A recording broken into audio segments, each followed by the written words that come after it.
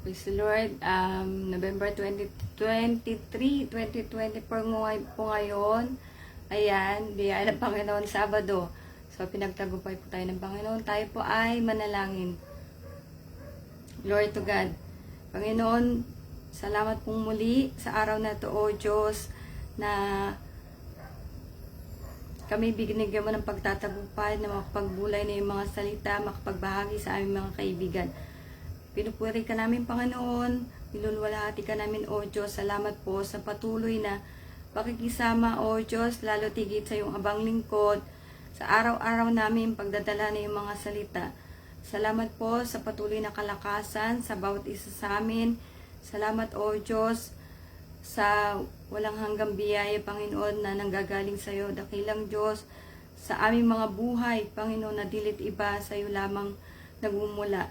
Salamat po, samahan kaming lagi, O Diyos, na iyong banal na Espiritu, na ang iyong mga salita, Panginoon, ay dumating na may makalangit na kapangyarihan sa aming tagapakinig, O Diyos, Panginoon, na lagi namin maisabuhay ang iyong mga salita, Panginoon, na hindi lang namin ito napakinggan, bagkus ito po'y magawa namin sa aming mga buhay. Salamat, Ama, pinupuri ka namin sa pangalan ni Jesus. Amen. Bati po tayo ng happy birthday. Happy birthday to Brother Rudy Maki Nana. Happy birthday to Sister Clement Cuenco. Happy birthday to Sister Canastra Adel. Happy birthday to Sister Johnny Bartolome. Happy birthday to Brother Walter Hardin Corong. Happy birthday to Brother Mike Eslava. Happy birthday to Sister Marie Sanchez. Yan, so happy birthday po sa lahat. Pagpalain po kayo lagi ng Panginoon. Ingatan kayo. Palakasin kayo. Marami pang kaarawan ang dumating po sa inyo. Pagpalain ng inyong buong pamilya at anuman po ang mga piping panalangin niyo sa Panginoon, nawa ito po ay ipagkaloob po sa inyo ng Panginoon according to His will. No po. So, happy birthday po sa lahat na nagdiriwang ng birthday nila. Ngayon ay November 23, 2024. So, iba yung ano ko, no? Kasi tinaas ko eh. Yan po. Happy birthday po. And, thank you po sa lahat na nagsusupport. Yan. Yan, hindi natin yan na. Ito lang yung time ko magpasalamat po sa inyo dahil hindi nga ako madala sa FB or sabi mo ng social media po. So, gusto ko kayong pasalamatan po at sana nga meron po tayong napupulot na aral po sa patuloy na sa biyaya ng Diyos pagdadala po ng salita ng Panginoon. Yan. Sana po ay may nababagong buhay. Sana po may tumatanggap na kaligtasan at sana buong pamilya nyo rin, di ba? Yan, makatanggap ng kaligtasan po. Purihin po ang Panginoon. So, in 1 John 4:18, there is no fear in love, but perfect love drives out fear. Because fear has to do with punishment. The one who fears is not made perfect in love. So, kaya ko po na-share itong verse na to is sabi, there is no fear in love. Dapat walang takot po sa pag-ibig. Kasi ang title ko po ng FB Live po natin today, let us serve the Lord without fear. So, ating pong paglikuran po ang Panginoon ng walang takot. Yan. Iba yung walang takot, So, yan. Kasi kalimitan sa atin, hindi tayo makapagligo sa Diyos dahil sa marami pong takot natin. Takot mawalan, takot mapagod, takot maghirap, takot magtiis, magsakripisyo, para sa gawain ng Panginoon, para sa Panginoon, takot magutom, takot sa pagsubok, test and temptation. So, madami pong takot. Yan. At sabi nga, diba, the one who fears is not made perfect in love. So, pagka natatakot ka, ibig sabihin, hindi pa raw perfect. Yan, di ba yung pag-ibig natin? Pag-ibig natin sa Panginoon or sa kapwa natin. Yan po. Kumbaga, yung pag-ibig mo Yun nga, natatakot pa eh.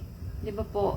So, dapat, paglingkuran po natin ang Diyos ng, kumbaga, buong pananampalataya natin, na hindi tayo matatakot kasi kasama mo ang Diyos.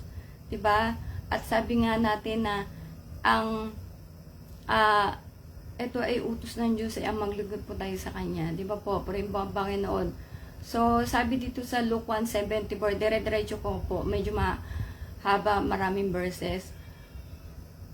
NLT. We have been rescued from our enemies so we can serve God without fear.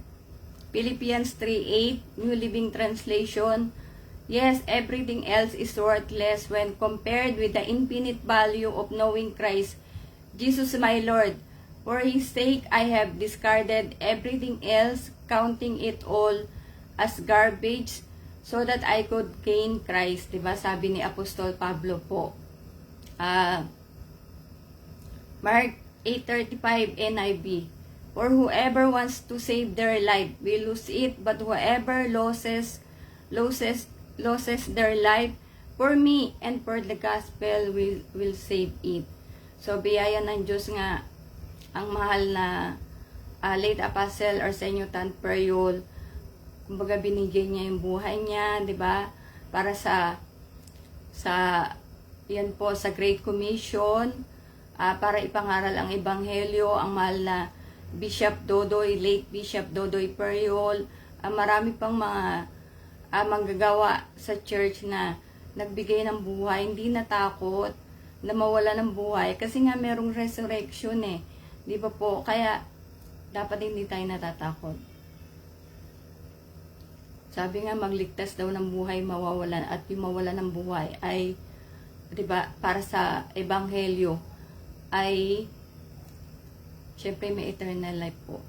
Sabi sa Job 1:9, NLT, Satan replied to the Lord, yes, but Job has good reason to fear God. So, siguro naman na ano po natin, alam na natin yung story ni Job po, di ba? Na kumbaga ay siya ay righteous, matuwid na alagad ng Diyos, pero kumbaga sinubukan siya. Yan, kinuha lahat sa kanya, pero hindi siya nagalit sa Panginoon.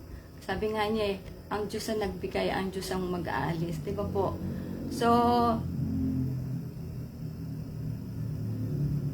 Matthew 22:37, New Living Translation. Jesus replied, you must love the Lord your God with all your heart, all your soul, and all your mind. Matthew 5:10-12, NLT. God blesses those who are persecuted for doing right, for the kingdom of heaven is theirs. God blesses you when people mock you and persecute you and lie about you and say all sorts of evil things against you because you are my followers. Be happy about it. Be very glad, for a great reward awaits you in heaven. And remember, the ancient prophets were persecuted in the same way. So, kaya nga, wag po tayo matakot kasi, or kahit na may, kasi nga karanasan ko yan, marami sa ating umaalipusta, maraming nangungutya, maraming nagtatawa, 'di ba? Huwag tayong matakot, be very glad nga daw, for a great reward awaits you in heaven. And remember, yung ngayon sinuuna pa, 'di ba? Ganun din nangyari po sa kanila. Kaya hindi po tayo dapat matakot na tayo paglikuran po natin ng Panginoon faithfully po, 'di ba? Truthfully. Yan, at nang walang takot. Purihin po ang Panginoon. At sabi niya nga, God blesses you when people mock you and persecute you and lie about you and say all sorts of evil things. Kaya, huwag na po natin pansinin kung tayo po ay naglilingkod sa Diyos. Patuloy lang po tayo maglingkod. Daraan talaga yung mga pagsubok kasi kasama yan eh. 1 Corinthians 6:13 NIV, you say, food for the stomach and the stomach for food, and God will destroy them both. The body, however, is not meant for sexual immorality, but for the Lord, and the Lord for the body. Di ba po? Sa iglesia, ang ulo, si Kristo, ang katawan, yung tawag ito, ang iglesia nga. Purihin po ang Panginoon na dapat gamitin talaga natin ang ating mga sarili po, hindi sa mga walang kabuluhang bagay, kundi sa paglilingkod po sa Panginoon. Matthew 28:20, NIV. And teaching them to obey everything I have commanded you, and surely I am with you always to the very end of the age. So, alam nga na nga dati ito sa Great Commission po. Romans 8:31, NIV.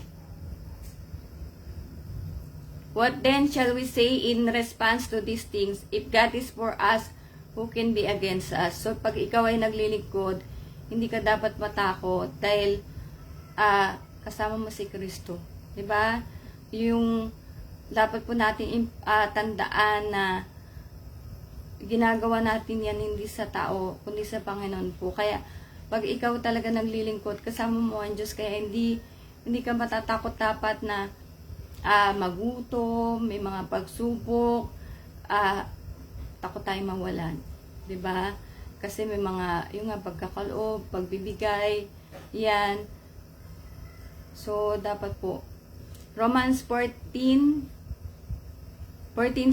English Standard Version. For the kingdom of God is not a matter of eating and drinking.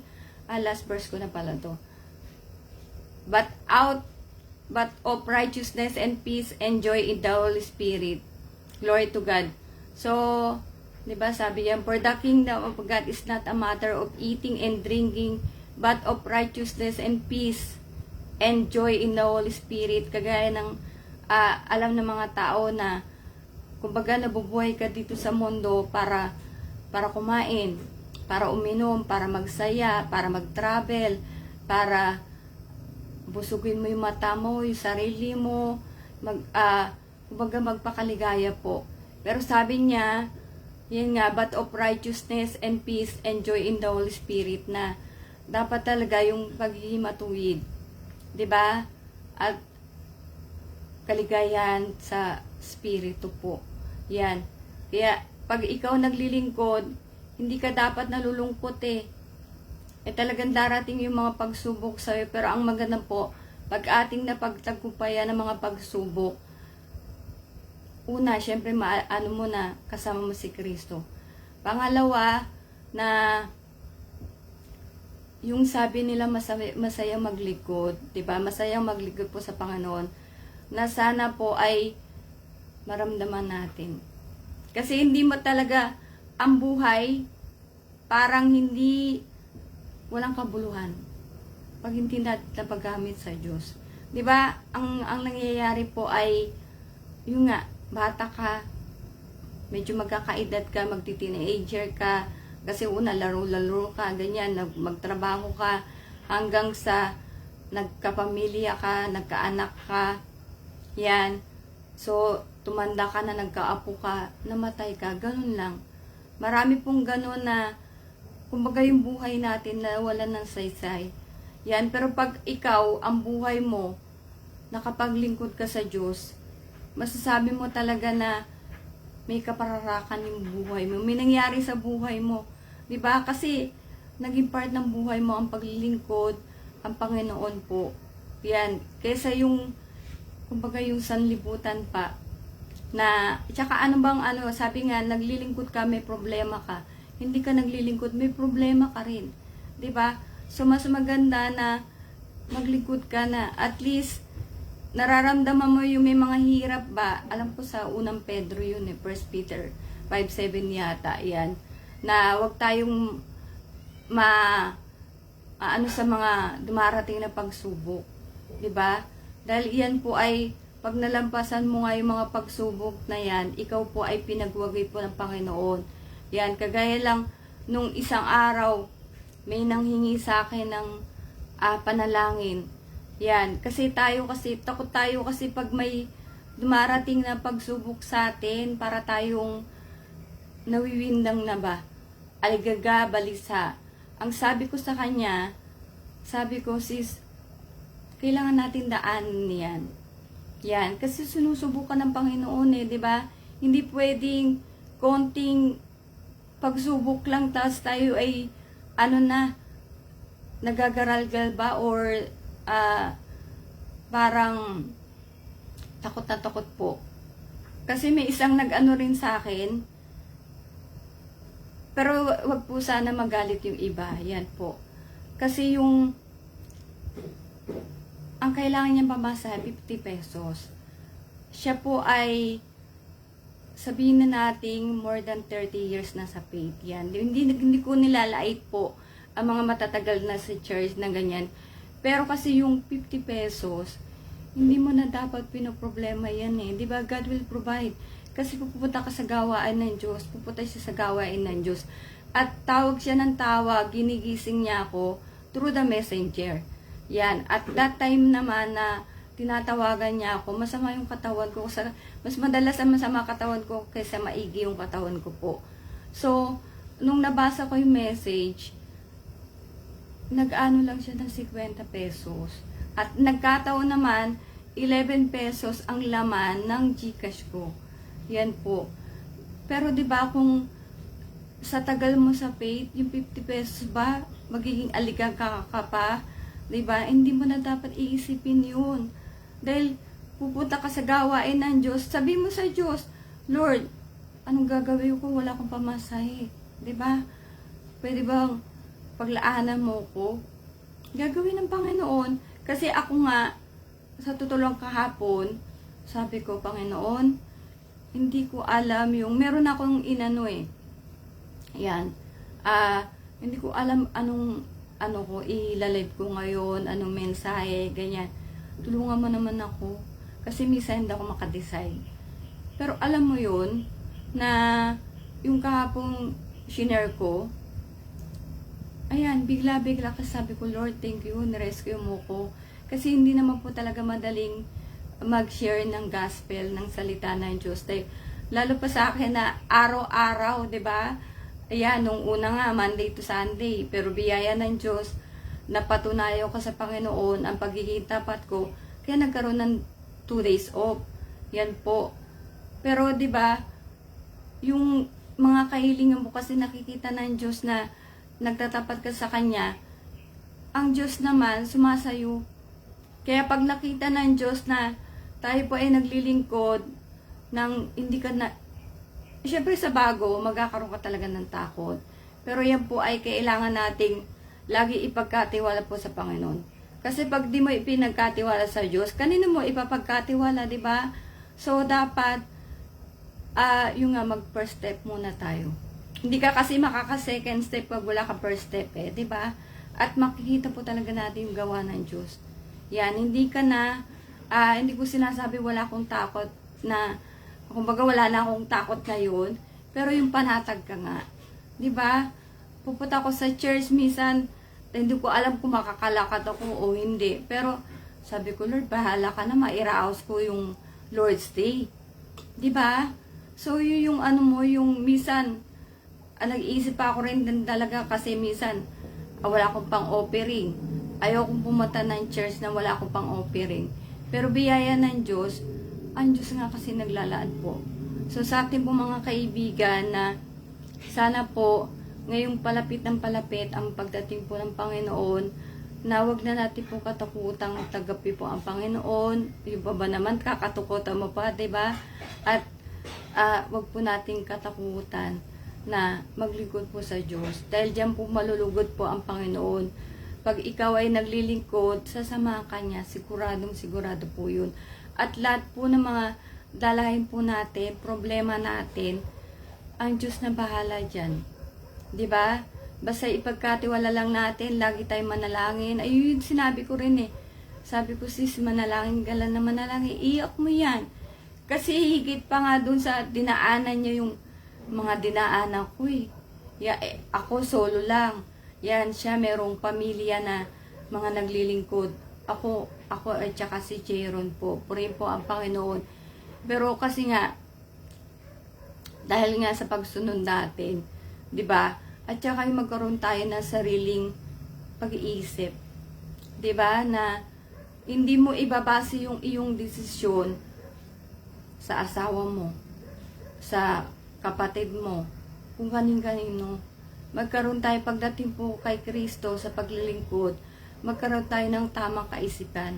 Kasi kung alam mo, kung ino-notice nyo lang po, yan, patapos na ako, na sa mag-asawa nga, kalimitan, sa mag-asawa, meron talaga dyang, kumbaga yung isa, sabi mo na lalaki or babae, na talagang mas matibay yung paninindigan niya sa Panginoon. Yung talaga ipaglalaban, or yung talagang sabi mo ng masigit yung pag-ibig sa Diyos. Yan. Na yun ang mag-aakay kasi. Di ba? Parang siguro, yun ang magiging, hindi ko ma-sure po, pero yun lang yung pansin ko sa, hindi sa mga kakilala ko, yan, pero sa kapaligiran. Yan, merong, parang, kumbaga ganun po tayo ginawa ng Panginoon, na, eto talaga yung, yung match mo, at kung isa yung, eto nga, natutuwa ko sa isang elder, pag nakikita ko siya, na, although ngayon di ko alam, kasi medyo, matagal yung hirap niya. Yan, pero po yung pagtatapat niya talaga, na, tapat siya sa tithing, siya ng kawan, nagang kawan leader, pero naging tapat din siya hanggang sa napapag-usapan pa namin na yung kumbaga syempre yung paano niya maakay yung mga anak niya kasi pilit pinapadalo pero hindi regular. Pero ngayon sa nakikita ko, pinagtago po siya ng Panginoon na pati yung asawa niya naglilingkod na po. Yan, purihin po ang Panginoon, di ba? Na meron talagang isang matibay sa isang mag-asawa na talagang yung higit yung pag-ibig kay Kristo po. So talaga, sa akin, yun po yung aking point of view. At biyaya ng Diyos nga, yung elder na yun, natutuwa ko sa kanya, yun po, purihin po ang Panginoon, dahil ang dami niya talagang dinaanan, sobrang dami. Pero dahil tapat siya, walang takot, maglingkod, yan, binigyan siya ng pagtatagumpay ng Panginoon, di ba po? Hindi man siya yumaman, pero mayaman ka sa langit eh. Yan ang ating ano ba yun? Kumbaga kumbaga sa larangan ng sa sports po, yun yung dapat pagtagumpayan. Yan, ikaw ay syempre makapasok sa langit, makasama ka sa rapture, at yung reward. Yan, yung inaano natin na kaya nga makagawa ka na makagawa sa Panginoon. Dahil yung reward ng Diyos, kanya-kanyang reward eh. Yan, ayaw ba natin meron tayong reward, di ba? Kaysa naman yung wala ka ng reward, naiiwan ka pa sa great tribulation po. Dahil wala tayong sariling pag-iisip. Yan. Kaya dapat po ay hindi nga tayo fickle-minded. Pag sinabi mo mahal mo ang Diyos, mahal mo ang Diyos, 'di ba? Hindi ka na nagkukulay kung ano ba gagawin ko ba to or mahal mo ang Diyos eh. Yan, at nakikita ng Diyos kung talaga mahal mo siya, sincere ka, kaya tutulungan ka niya. 'Di ba? Hindi po, sabi ko nga yung test and temptation hindi matatapos hanggang mag-rapture. Yan, kaya yung darating sa atin na hindi ka naglilingkod, darating sa yung test and temptation, ganun din, maglingkod ka na lang. Di ba? Sigurado magpapagtagumpayan mo yan. Di ba po? Purihin po ang Panginoon at sa lagay natin sinasabi na maraming naglilingkod. Gusto kong ulitin yun eh. Maraming naglilingkod pero yung hindi nga katanggap-tanggap yung paglilingkod nila sa Panginoon. At hindi po yan, hindi lang sa Pilipinas, sa buong mundo. Yan. Na, yung nga, naglilingkod sa hayop, diba? Naglilingkod sa kung ano-ano mga, ewan, baka may kalapati pa. Diba po? Yan, kalabaw, ganyan. Hayop na nga yun. Yan po. At sa mga rebulto nga, huwag natin sayangin po ang oras natin. Diba? Maglingkod tayo sa tunay na Diyos po. Yan. para po tayo ay masigit na pagpalain ng Diyos, 'di ba? At masarap makilala po ang tunay na Panginoon. Yan. Kasi kung lingkod ka ng lingkod kay Satanas, palubog ka ng palubog. Yan. Na anytime darating po ang Panginoon, ikaw ang mismo naglagay sa sarili mo sa dagat-dagatang apoy. Yan. Sa sobrang katigasan ng ulo po natin. 'Di ba? Ang ano lang natin, mahal tayo ng Diyos eh. Kaya may pangangaral, kaya yung mga matitigas ang ulo, kailangan talaga pukpukin yan para magising. 'Di ba? Pag di ka pa, abay nasa Biblia, ayaw nga ng Diyos yan, pero gusto mong gawin.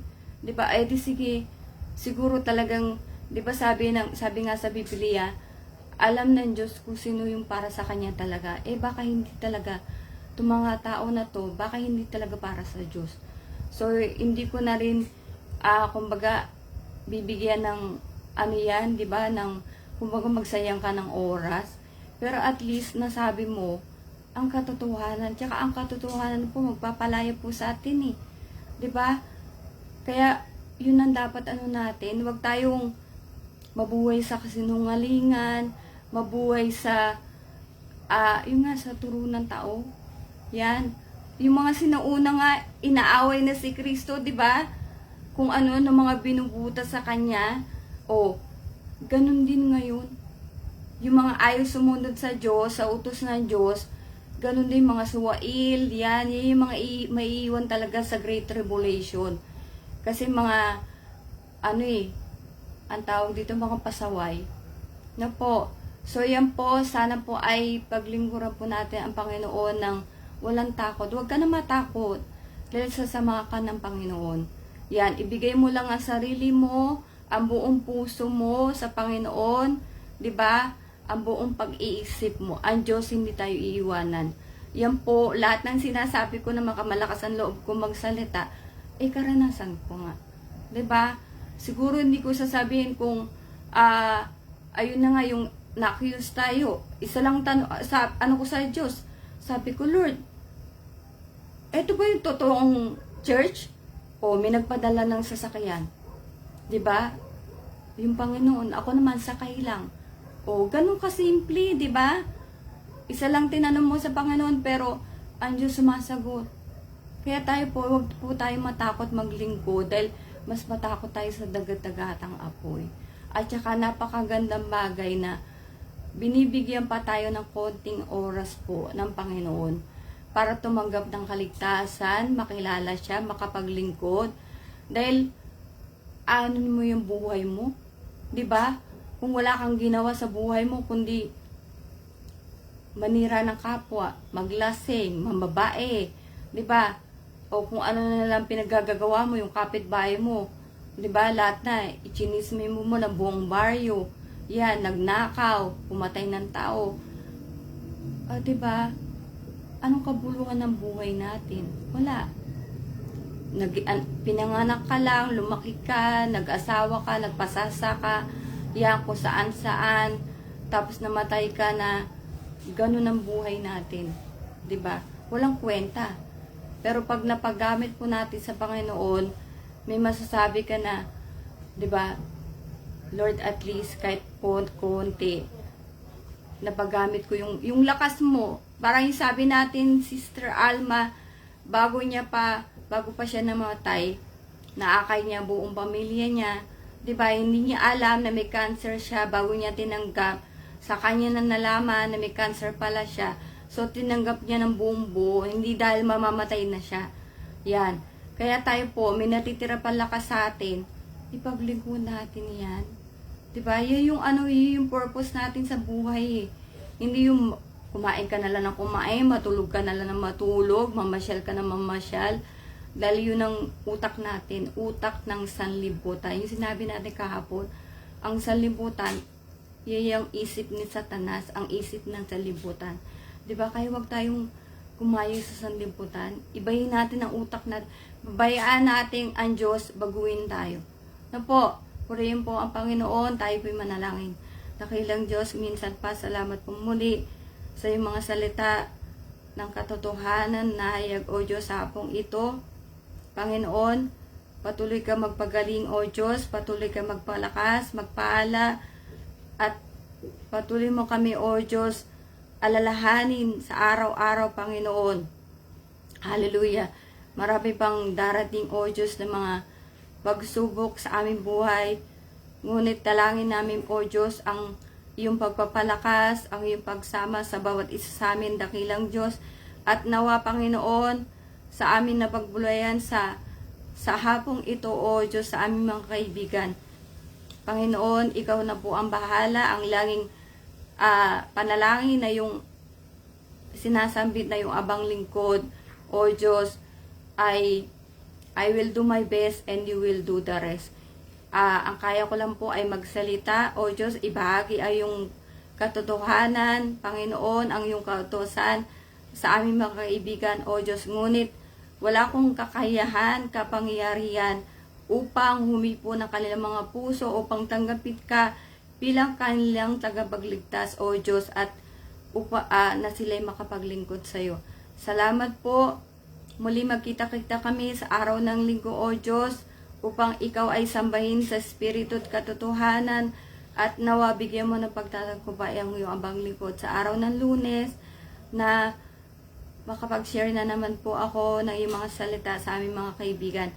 Ama, patuloy mong tulungan ang bawat isa. Kami po ay mahina, hindi namin kaya nang wala ka, O Diyos. Hallelujah. Salamat po. Pinupuri ka namin sa pangalan ni Jesus. Amen. So, see you po in the spirit bukas po. Yan. So, sa biyaya ng Diyos, sabi ko nga, more than 1,500 po ang church ng PMCC Portwide sa buong mundo. At pwede nyo hanapin sa www.pmcc4w.org kung saang church po ang malapit po sa inyo, para atin po malaman ang katotohanan, para po tayo makatanggap ng kaligtasan. So, glory to God. See you all on Monday. God bless us all.